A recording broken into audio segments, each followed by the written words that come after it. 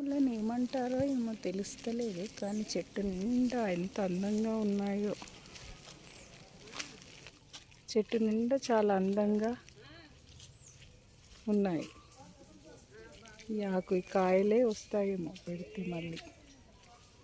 Same ఇదే చెట్టు ఇంకో చోటు ఉంది, అది వైట్లో ఉన్నాయి పువ్వులు.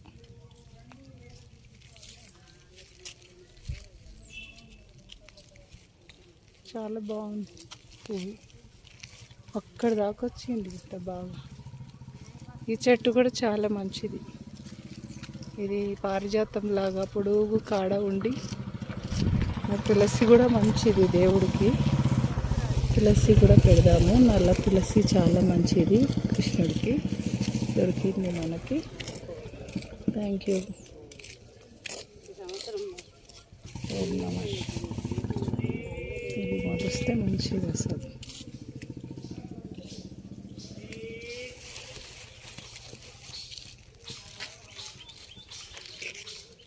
ఈ తులసి కృష్ణుడు ఉంటారా